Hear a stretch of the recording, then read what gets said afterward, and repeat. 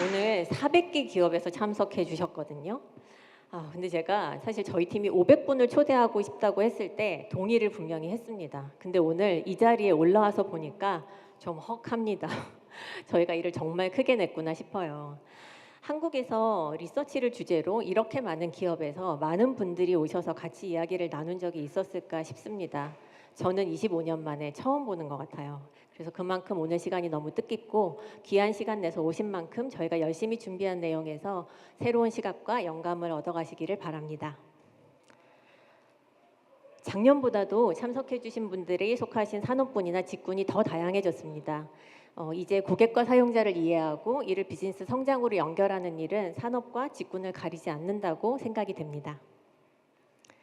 리서처라는 직함을 가지고 계시던 아니던 리서치에 참여하고 데이터로 일하는 분들을 위해서 준비했습니다. 데이터의 가능성을 믿는 여러분을 환영하며 데이터 온 파이어 2025를 본격적으로 시작해 보겠습니다. 오늘 행사는 크게 세 파트로 나뉘게 됩니다. 지금부터 약 1시간가량 진행될 키노트에서는 리서치 전환의 흐름과 그 끝에 오픈 서베이가 그리는 리서치의 미래의 모습에 대해서 공유를 드리겠습니다. 뒤이어 이어지는 케이스 스터디에서는 스타벅스, 소카, 무신사 세 곳을 모시고 데이터 기반 의사결정과 리서치를 매개로 고객과의 인게이지먼트를 해가는 방식에 대해서 들어보도록 하겠습니다. 30분 정도 휴식 시간을 가진 후에는 리서치 마스터 클래스, UX 리서치, 그리고 커스터머 익스피리언스 세 가지 트랙 세션이 이어질 예정입니다. 그럼 오늘의 첫 번째 세션을 시작해 보겠습니다. 리서치 전환, 지금 전환의 시간이라는 주제로 이야기를 한번 해보겠습니다. 트랜스포메이션이라는 단어는 흔히 큰 변화, 시대적 흐름 이런 것들을 표현할 때 씁니다. 저희가 다 기억을 하는 디지털 전환 이후에 AI 전환이 이어지고 있고 이제 리서치도 전환의 시점에 들어섰습니다. 이 리서치 전환은 예고가 아니고 진행 중입니다. 몇 가지 데이터를 통해서 왜 저희가 진행 중이라고 생각하고 어떤 양상으로 진행되고 있는지 살펴보겠습니다. 먼저 외부 기관에 의뢰하던 리서치를 기업 내부에서 수행하는 것이 이제 새로운 놈으로 자리 잡은 것 같습니다. 오늘 행사에 등록해 주신 여러분들께 설문으로 여쭸어요. 그랬더니 전체의 약 60%에 해당하는 분들이 재직하시는 기업 내에서는 내부에서 리서치 전 과정을 소화하고 있다라고 말씀을 해주셨고 외부의 리서치 전 과정을 맡긴다라고 하는 응답은 18% 정도에 그쳤습니다. 데이터 사일로 문제도 개선이 되고 있는 것 같습니다. 리서치 결과를 어디까지 공유하시는지 여쭸을 때 약 과반이 넘는 분들이 리서치 결과로 활용할 수 있는 유관부서까지 공유한다라고 해주셨고 대부분의 경우에 회사 전체에 공개하고 공유한다라고 응답해 주신 분들도 20%에 가깝게 나타났습니다. 또한 리서치가 목적별로 세분화되고 있습니다. 전통적인 리서치는 제품과 브랜드의 현재 성과를 파악해서 관리의 방향을 알려주는데 조금 더 치중했다고 한다면 이제 보다 큰 전략적 의사결정을 지원하는 전략 리서치 그리고 사용성과 사용자 경험 개선에 필요한 인사이트를 제공하는 UX 리서치 그리고 마지막으로 전체 여정에서 고객 경험을 분석해서 충성도를 높이는 프로그램을 운영할 수 있도록 돕는 CX 리서치로 세분화되고 있습니다. 오늘 저희가 트랙 세션을 세 가지로 준비한 이유도 이 전략 리서치, UX 리서치, 그리고 CX 리서치 각각의 조금 더 관심사에 맞는 내용을 공유드리기 위해서 그렇게 준비를 해봤습니다. 리서치 프로세스에 AI를 도입하는 일도 지금 속도를 내고 있습니다. 글로벌 기준으로 볼 때 리서치에 AI를 활용한 비율은 2023년에 약 20% 수준에서 2024년에는 56.4%로 급격히 높아지셨습니다. 여러분도 어떤지 궁금합니다. 뒤에서 한국에서 저희가 여쭸던 결과도 공유를 드려볼게요. 리서치 전환의 과정을 거쳐서 도달했으면 하는 리서치의 미래의 모습이 어떤 걸지 생각을 해봤습니다. 저희가 원하는 모습은 이렇습니다. 데이터를 기반으로 성과를 내는 액션을 하고 리서치를 통해서 고객, 사용자와 소통하고 관계를 더 강화하며 기업 내의 데이터 기반 협업을 내재화하고 인사이트를 확산하는 모습입니다. 우리는 지금 이 모습에 도달했을까요? 아직은 조금 더 가야 할 길이 있는 것 같습니다. 그래서 리서치 전환의 완성을 위해서 남아있는 과제들에 대해서 오늘 집중적으로 이야기를 해보려고 합니다. 의사결정을 지원하는 좋은 품질의 데이터를 확보하는 것은 리서치에서 늘 중요합니다. 그리고 리서치 결과를 실행으로 연결할 수 있어야 하고, 인사이트가 휘발되지 않고 조직 내에 남아서 자산으로 축적되고 전사적으로 활용할 수 있도록 되어야 합니다. 그리고 마지막으로 새로운 팀원인 AI, 제가 팀원이라고 표현했는데 아마 여러분도 공감 많이 하실 것 같아요. 이 새로운 팀원과 협업해서 리서치의 효과와 효율을 모두 높이기 위한 그런 방법을 배워야 할 때입니다. 하나씩 좀 더 자세히 살펴보겠습니다. 먼저 좋은 품질의 데이터를 확보하기 위해 필요한 것부터 살펴볼게요. 데이터의 품질은 이 두 가지 합으로 표현할 수 있습니다. 응답자의 품질과 설문의 품질로 결정됩니다. 기업은 이제 외부의 리서치 패널뿐만 아니라 자사 고객과 사용자의 데이터베이스, 그 다음에 이번에 저희가 좀 놀란 거는 이 부분이었는데요. 내부 임직원 대상으로 리서치 진행하시는 경우가 정말 많더라고요. 이렇게 내부 자원을 리서치에 적극적으로 활용하고 계십니다. 응답자 품질을 결정하는 것이 무엇이냐라고 하면 대표성과 참여도예요. 아마 대표성은 많이 들어보셨을 것 같고 참여도는 많이 못 들어보셨을 것 같습니다. 대표성은 타겟 집단을 대표하는지 여부를 의미를 하는데요. 내가 이번에 쓰는 응답자의 풀이 타겟 집단의 구성과 완벽하게 똑같지 않더라도 타겟팅, 샘플링이라고 하는 방법을 통해서 대표성을 확보할 수 있습니다. 그런데 여기서 중요한 것은 여러분의 비즈니스 목표에 맞춰서 타겟팅의 범위를 결정하는 것인데요. 이게 아직은 우리가 좀 익숙하지 않은 부분인 것 같아요. 오늘 뒤이어질 세션에서 이 타겟팅 범위를 결정하는 방법에 대해서 좀 더 자세히 말씀드릴 예정입니다. 참여도가 높으면 응답자는 신뢰도가 높은 응답을 줍니다. 근데 또 하나 참여도가 높으면 대표성이 높아지는 효과가 있습니다. 1만 명을 타겟팅했는데 그중에 100명이 응답했을 때보다 4,000명이 응답을 했을 때 그 4,000명이 1만 명을 대표할 가능성이 높아지기 때문입니다. 참여도는 적어도 지표로 측정하고 개선할 수 있습니다. 자사 고객 대상으로 리서치를 하신다고 하면 이 두 가지 지표를 꼭 기억을 하셨으면 좋겠습니다. 초대받은 사람 중에서 설문에 진입하는 비율은 우리 브랜드와 고객의 관계가 얼마나 가까운지를 나타냅니다. 그리고 설문의 응답을 시작하신 분 중에서 끝까지 응답하시는 분들의 비율은 응답자가 집중해서 자기 생각을 표현할 수 있는 설문인지를 보여줍니다. 만약 진입률과 완료율이 둘 다 지나치게 낮다면 설문 응답자가 나의 타깃 집단을 대표하지 못하거나 혹은 응답의 신뢰도가 낮았을 가능성이 있습니다. 자사 고객을 대상으로 리서치를 하신다면 이 두 가지 지표를 꼭 측정하실 것을 권하고 패널사를 이용한다면 패널사에도 질문하세요. 리서치 응답하는 분들에 대해서 어떻게 생각하고 계신지 제가 가끔 좀 들어보면요. 약간의 의구심을 가지고 계시는 경우가 있습니다. 보상을 받고 응답하는 사람들인데 라는 생각이 좀 있으신 것 같아요. 근데 사실은 순서가 반대입니다. 관심을 가지고 응답을 했고 시간을 썼기 때문에 보상을 받는 것이죠. 화면에 보시는 두 응답자의 예시처럼 응답자는 리서치를 나를 이해하고 다른 사람과 소통하는 기회로 생각하고 제품 개발에 좋은 인풋을 주기 위해서 자기 관리를 하고 또 나의 의견이 반영된 제품이 시장에 나왔을 때 기대와 애정을 가지고 대하는 분들입니다. 그런데 이런 응답자의 선한 의지가 다 반영되기 어려운 경우들이 실제로는 좀 있습니다. 너무 긴 설문 혹은 응답자의 사고의 흐름과는 다르면서 지나치게 과하게 자세한 응답을 요구하는 문항, 그리고 응답하기 어려운 UI 등이 이제 그 예시인데요. 이러한 설문의 문제는 단지 응답자가 불편하다라는 것이 아니라 데이터의 품질을 떨어뜨린다는 데 있습니다.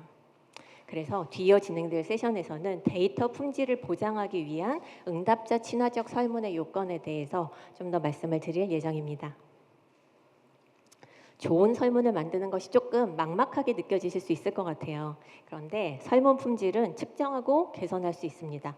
화면에 보시는 것은 오픈서베이의 설문 리뷰 알고리즘의 예시인데요. 설문의 속성, 즉 전체 문항수, 질문과 보기의 길이, 주관식 문항수, 연속되는 평가용 문항수 등의 속성에 기반으로 데이터 품질을 예측하고 어떤 부분을 수정하면 품질이 좋아질지 제안합니다. 이런 도움을 충분히 받으시고 여러분은 이것 하나만 기억해 주시면 좋겠습니다. 리서치는 데이터를 수집하는 수단일 뿐만 아니라 브랜드가 나의 고객 사용자와 소통하는 접점입니다. 리서치가 비즈니스 목적에 충실할 뿐만 아니라 응답자 친화적이어야 하는 이유를 기억하시고 관심을 기울여 주세요. 다음으로 리서치 결과를 실행으로 연결하기 위해 필요한 것에 대해 이야기를 해보겠습니다. 여러분께 여쭙습니다. 어떤 리서치가 성과가 좋은 리서치라고 생각하시냐고 여쭸더니 이 문항에 대한 응답 결과는 저는 조금 놀라웠어요. 가장 많은 분들이 깊이 있는 인사이트가 담긴 보고서가 나오는 것이 성과가 좋은 리서치라고 응답을 해주셨거든요. 그런데 사실 리서치의 성과는 인사이트가 아니고 실행입니다. 실행하지 않는 리서치는 사실 가치가 있다고 하기 어렵습니다. 그런데 왜 이런 결과가 나왔을까? 라는 것을 좀 더 보면 리서치 결과가 의사결정과 실행에 반영되는 데 있어서 4분의 3 가까운 분들이 어려움을 겪고 계신 것 같아요. 왜 그런 어려움을 겪고 계신지를 생각을 해보면 이유는 크게 두 가지입니다. 처음부터 어떤 액션을 해야 할지 생각하고 설계되지 않았기 때문이거나 혹은 리서치 결과가 의사결정과 실행에 반영될 수 있도록 충분히 전파 확산되지 않았기 때문입니다.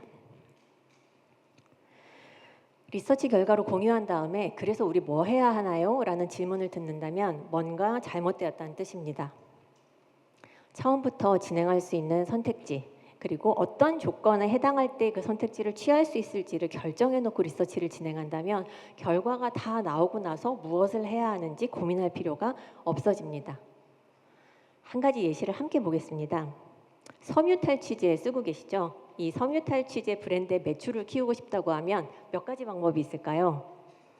사실 크게는 딱 3가지 방법이 있습니다. 먼저 기존 용도인 의류에 더 이용하게 만들거나 의류가 아닌 섬유에 쓰도록 만들거나 섬유가 아닌 다른 범위로 확장을 하는 것이죠. 그리고 각각의 경우에 이런 가능성들을 생각해 볼 수 있습니다. 그리고 각각의 기회의 크기와 페인 포인트의 깊이를 리서치로 확인해서 기회의 크기를 정량화하는 것이죠. 만약 리서치 결과 의류 이외의 섬유에 대한 탈취와 관리의 니즈가 크다고 나타났다면 가장 우선순위가 높은 성장 기회로 2번째를 선정을 하고 이에 맞는 전략과 액션 플랜을 세워볼 수 있을 것입니다. 조금 어려운가요?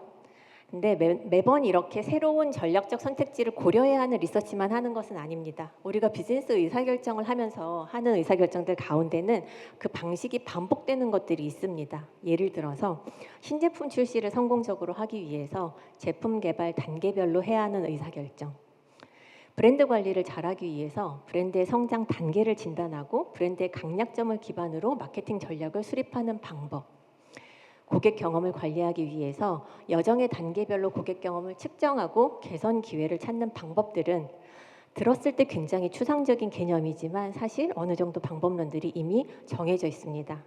이러한 비즈니스 문제 해결을 위한 방법론을 표준화해 둔다면 조직 내에서 일관된 방식으로 의사결정을 할 수 있게 됩니다. 또한 분석 또한 현상을 이해하는 데서 그치지 않고 무엇을 해야 되는지를 알려줄 수 있는 분석으로 연결되는 것이 중요한데요. 화면에 보시는 예시는 차 브랜드 퍼널 예시입니다. 브랜드 퍼널은 아마 많이 보셨을 거예요. 근데 여기서 립톤 브랜드가 구매 경험에서 최근 구매로의 전환율 그리고 최근 구매에서 주구매로의 전환율이 떨어진다 까지만 사실 분석을 했다고 하면 그래서 뭐 해야 되나요? 라는 질문을 듣게 되는 거죠.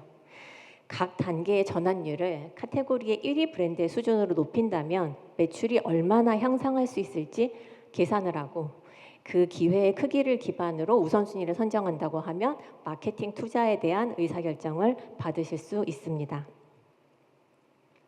액션을 유도하는 또 다른 장치는 대시보드인데요. 조직이 같은 데이터를 보면 같은 생각을 하고 개선의 기회, 우선순위에 대해서 합의할 수 있게 됩니다. 그리고 실행한 후에는 개선의 효과를 측정하고 다음 개선의 목표를 정함으로써 지속적인 실행과 개선의 기반이 될 수 있습니다. 인사이트 자산화와 전사적 활용이라고 하는 부분에 대해서도 좀 이야기를 해보겠습니다. 기업 내 리서치 기능을 담당하는 조직과 담당자가 확장되고 있습니다. 제가 오늘 500분을 여기서 뵐 거라고 상상을 못했던 거는 제가 옛날 생각을 하고 있기 때문인 것 같아요. 먼저 리서처라고 하는 분들이 계셨죠. 근데 이제는 리서처는 아니지만 리서치 기반 업무를 하는 분들, People Who Do Research라고 하는 새로운 그룹이 생겼습니다. 오늘 오신 분들의 80%가 이 그룹에 속합니다. 리서치가 핵심 업무로 자리를 잡은 기업 내에는 이제 리서치 운영을 효율화하고 인프라를 구축하고 운영하는 역할을 하는 리서치 오퍼레이션스라고 하는 기능도 자리를 잡았습니다. 그리고 이제는 리서치 결과와 인사이트가 조직 내에서 더 잘 활용되도록 하는 것을 미션으로 하는 인사이트 이네이블먼트라고 하는 기능이 생겨나고 있습니다. 한국의 리서치 운영 조직화 수준은 아직은 글로벌 수준까지는 이르지 못한 것 같아요.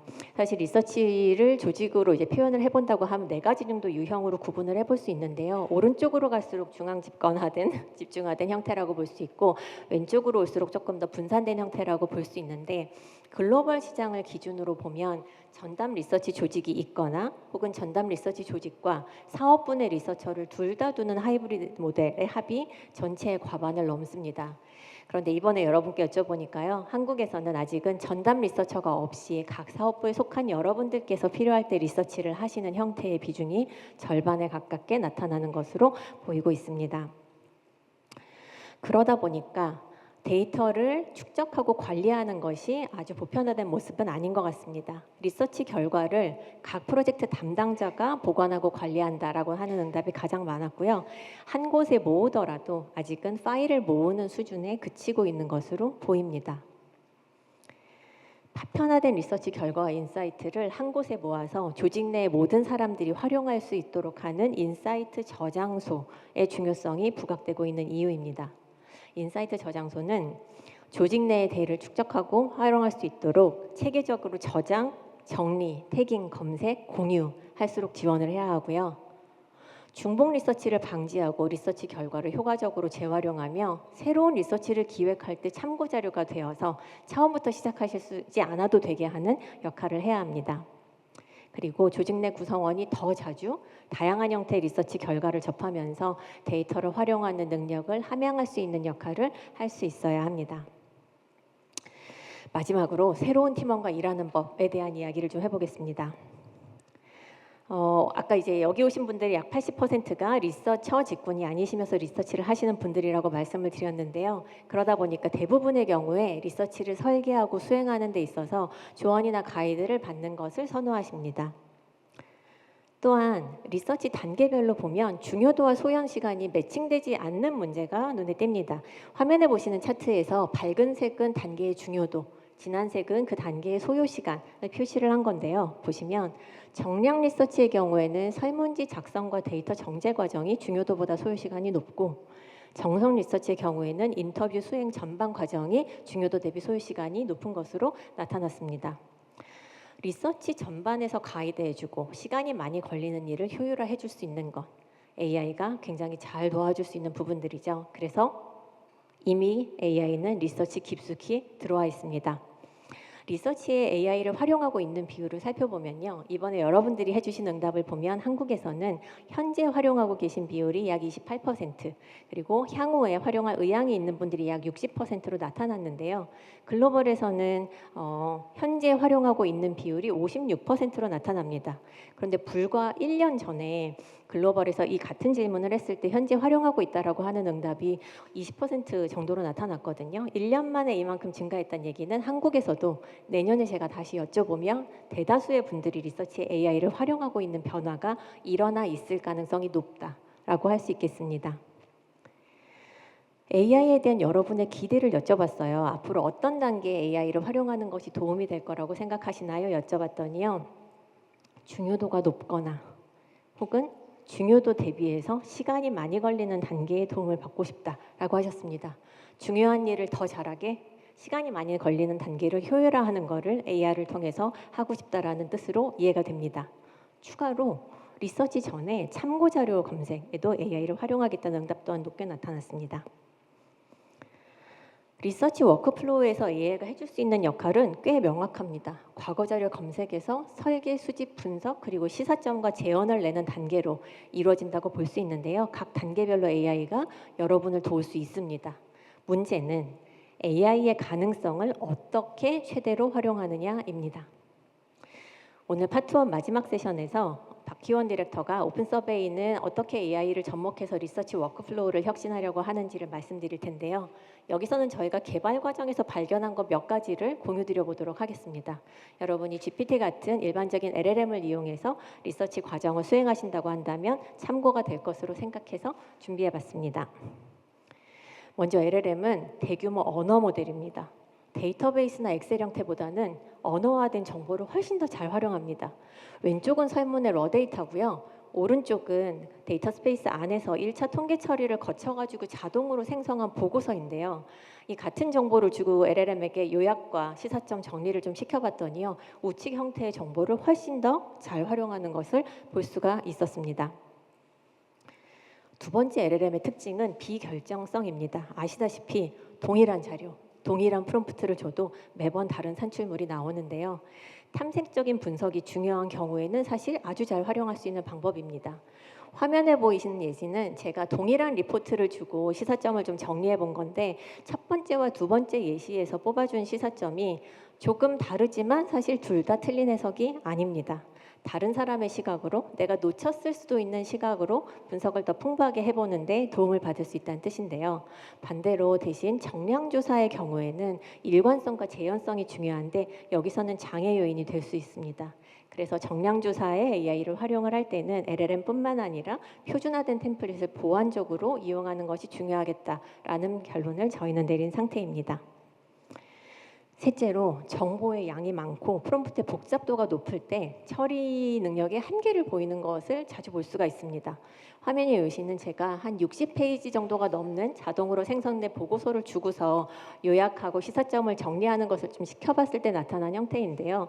처음에 정확하게 내용을 인식하지 못해서 이렇게 문제가 좀 있었을 때는 프롬프트를 개선하면 오류율이 낮아졌거든요.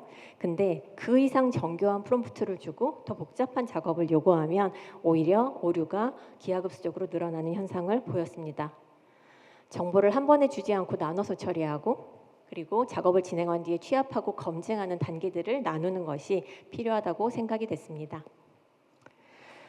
AI 응답자가 리서치를 대체하지 않을까? 여러분 굉장히 궁금해하고 계신 것 같아요. 이번 설문에서도 이런 얘기 많이 해주셨는데요. 불가능하지 않다고 생각합니다. 다만 학습 데이터에 포함된 인식과 편견이 당연히 AI 응답자의 응답에 반영이 될 것이기 때문에 어떤 데이터를 학습했는지 알 수 없는 AI로는 아마 우리가 원하는 것을 얻기 어려울 것 같습니다. 실제 응답자와 1:1 매칭된 AI 응답자가 있고 그 AI의 응답을 실제 응답자가 확인하고 평가하고 검증할 수 있다고 하면 충분히 해볼 수 있는 방법일 것 같아요.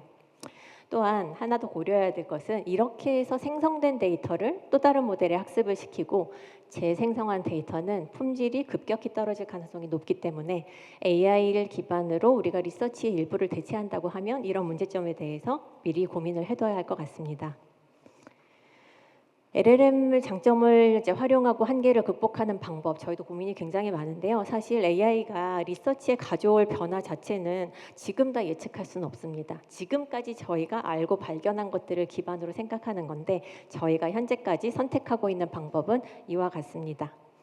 정량 리서치의 경우에는 아까 이제 제가 템플릿이 필요하다는 말씀을 드렸는데요. 템플릿과 LLM을 보완적으로 활용하고 분석은 일단 1차 통계 처리를 해서 언어화된 정보를 주고 추가 분석을 하는 것이 맞다고 판단하고 있고 정보를 나누어 처리하고 교차 검증해서 오류를 줄이고 그리고 반드시 추천을 명시해서 사용자가 검증할 수 있도록 하는 것이 중요하다고 생각하고 있습니다. 정성 리서치의 경우는 정량보다 제약 없이 활용할 수 있는 것 같아요. 그런데 하나 가장 중요한 것이 남았습니다. 모든 AI 기능 개발에 있어서 핵심은 평가입니다. 평가를 해야 다음 개선의 방향을 정할 수 있기 때문입니다. 리서치의 특성상 사용자의 평가뿐만 아니라 리서치 전문가의 평가를 바탕으로 지속적으로 개선하는 것이 필요하다고 생각하고 있습니다. 자, 이제 저의 발표의 이제 마지막 파트입니다. 이 남은 과제들을 완수하기 위해서 여러분과 그리고 리서치 산업의 참여자에게 각각 숙제가 좀 있습니다. 먼저 여러분은 이걸 좀 기억해 주셨으면 좋겠습니다. 리서치가 고객과 사용자와의 소통을 잊지 않고 리서치가 보고서로 끝나는 것이 아니라 실행으로 이어지도록 사전에 준비하고 리서치 결과를 혼자보다는 함께 볼 수 있도록 공유하고 조직 내에서 촉진하며 AI를 적용하는 데 있어서는 완벽보다는 적절한 기대치를 가지고 빠르게 시도하는 것을 겁내지 않아 주셨으면 좋겠습니다. 오픈 서베이를 포함한 리서치 산업의 참여자에게는 다음과 같은 숙제가 있는 것 같습니다. 투명한 리서치 품질 관리 방안을 저희가 마련해서 제시해야 하고요. 리서치 결과가 실행으로 연결될 수 있도록 적절한 방법론과 대시보드를 제공해야 합니다. 인사이트를 축적하고 활용할 수 있도록 돕는 인사이트 저장소를 제공할 필요가 있다고 생각하고, 리서치에 AI를 적용하는 데 있어서는 빠르게 시도하고 평가 기반으로 지속적으로 개선하여 리서치 전환의 속도를 높이는 것이 저희가 할 일이라고 생각하고 있습니다. 제가 오늘 준비한 내용은 여기까지고요. 이어지는 세션에서는 글로벌 리서치사 다이나타의 리투 가왈 아시아 리서치 앤 데이터 사이언스 디렉터를 모시고 데이터 품질 확보를 위해서 필요한 리서치의 요건에 대해서 들어보겠습니다. 뒤이어서는 오픈서베이의 최민재 개발자 그리고 박희원 프로덕트 디렉터 두 분으로부터 오픈서베이가 제품 기반으로 리서치 전환을 어떻게 만들어 가려고 하는지를 들어보도록 하겠습니다.